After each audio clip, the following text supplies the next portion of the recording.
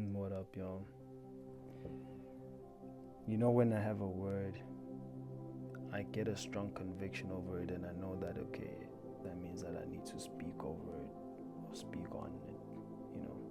And today's word was constantly playing in my head, which is the theme of worrying.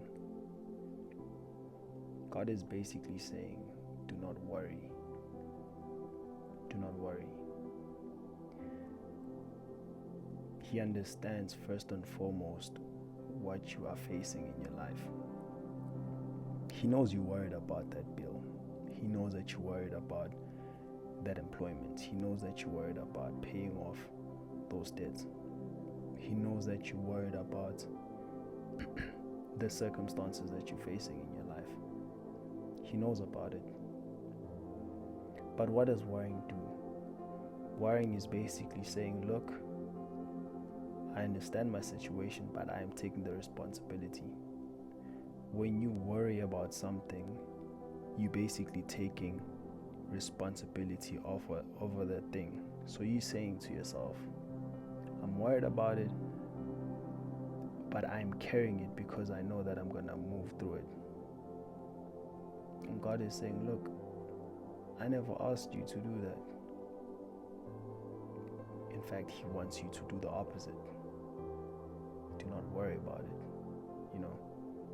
I'll take it to the Bible or to the Word as a form of reference, And I'm going to read through the book of Matthew, chapter 11, verse 28 to 30.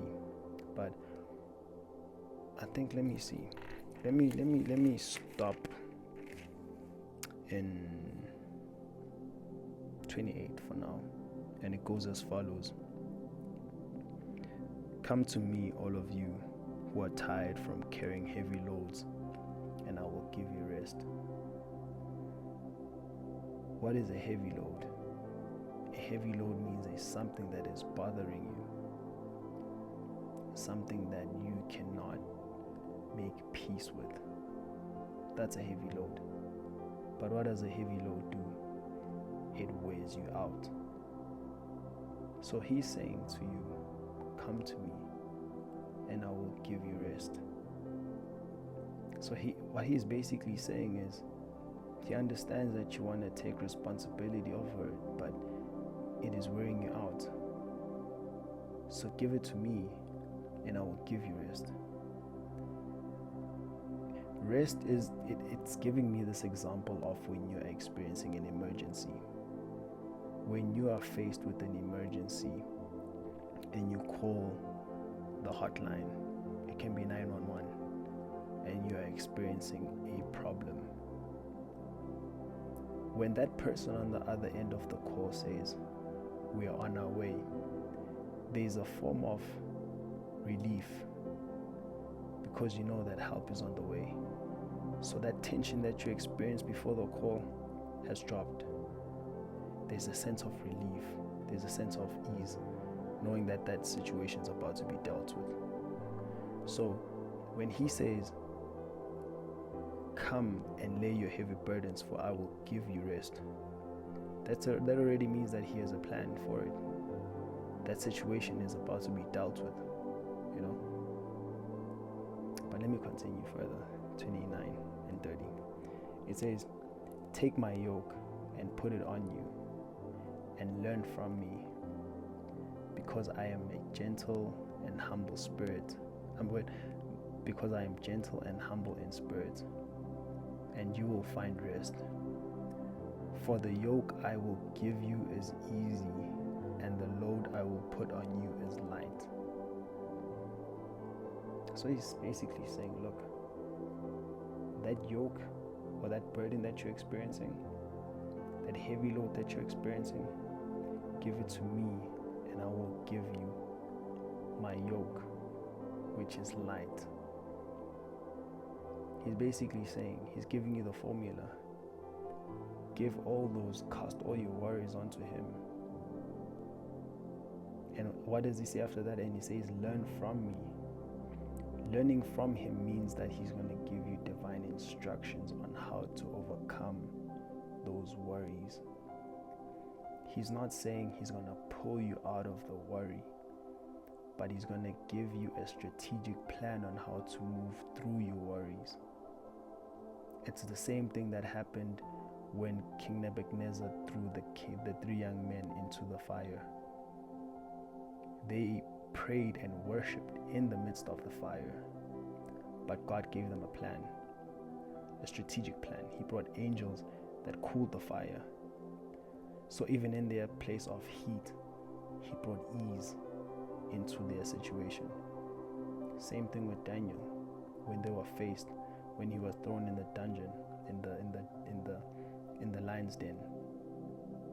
He experienced ease because that situation was dealt with by God. And that's what he's saying to you as well. I'm also getting this one as well, which is in the previous book, which is chapter 10 of Matthew, verse 29. He says, "For only a penny can buy 2 sparrows, yet not one sparrow falls to the ground without your Father's consent." So what God is saying is he's giving 2 aspects.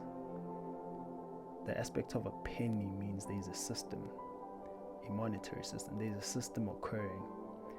And a sparrow is the value that is given, And what he's saying is, while you are worried about the system, which is the pennies, God has control over the sparrows, which is the value.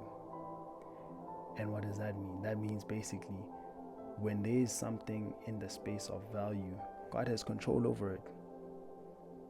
He basically puts content over a sparrow dying, which means that in that midst, whatever you're worried about, if you're worried about a system, he's got a plan for it. He's got something to overcome that situation. He's above whatever system you are worried about because he controls the value in so many things. So this is just a word of encouragement for you. Whatever you're experiencing, whatever you're facing, in the midst of it all, your worry, your uncertainty of something, you crying and waiting for your breakthrough, God is basically saying he's got it. He understands what you're facing. He needs you to meet him halfway by casting your worries onto him. He loves taking those responsibilities. I always worry about things, and every time I worry, I know that he's got it, and he never disappoints. No matter how crazy it is, I always find myself looking back and saying, thank you. I did not think I was going to make it, but you came along.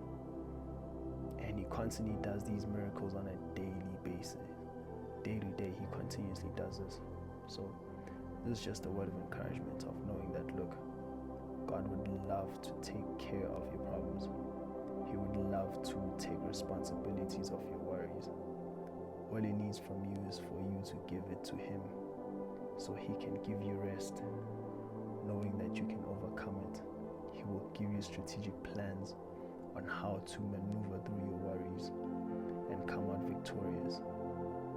I hope this resonates with someone. Love and prosperity. Blessings.